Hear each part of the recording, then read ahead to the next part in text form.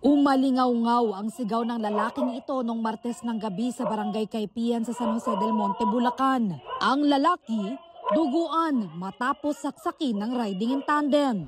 Bago yan, nakuhanan ng CCTV na nagmamaneho ng motorsiklo ang 15 anyos na biktima. Kasunod niya ang dalawang lalaking sakay rin ng isang motorsiklo. Maya-maya, hinarang siya ng mga ito.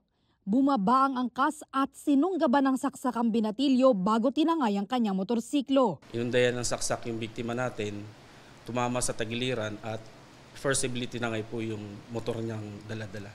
Tumakas ang dalawang suspect sakay ng magkahiwalay na motorsiklo. Dito na nakatakbo ang biktima para humingi ng tulong. Kwento ng kanyang ina, inutusan lang niya ang biktima para magpa-cash in sa tindahan para sa kanyang e-wallet.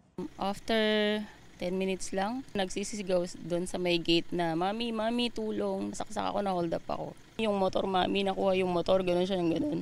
Sabi ko, huwag ka na magsalita, okay lang, motor lang yun. Basta ikaw, buhay ka.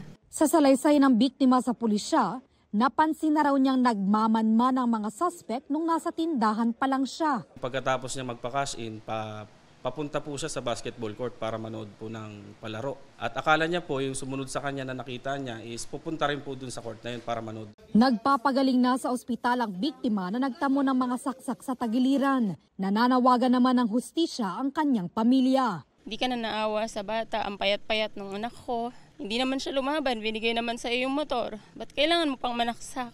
Patuloy na tinutugis ng PNP ang mga suspect na posibleng maharap sa reklamong carnapping at frustrated homicide. Tila nagpatintero naman sa gilid ng kalsada ang dalawang lalaki sa Zamboanga City. Ang lalaking nakaitim na may bitbit na pamalo, hinahabol ng isa pang lalaki na may hawak na panaksak. Nagtakbuhan sila hanggang sa matumba sa kalsada ang nakaitim. Dito na siya naabutan at sinaksak sa ulo nang humabol sa kanya. Ayon sa PNP, screwdriver ang ginamit na panaksak ng suspect pero inaalam pa nila ang dahilan nito. Nung kinonfront niya, sir, yun na nag-ano silang dalawa, then bigla siyang in-stab ng screwdriver. So hindi niya alam na may screwdriver pala yun na dala. Pero bago yan, may iba pa palang biktima ang suspect.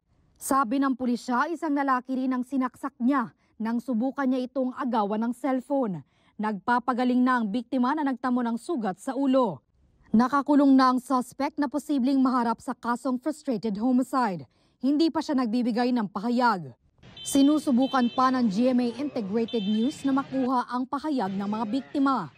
Para sa GMA Integrated News, ako si Bea Pinlac, ang inyong saksi.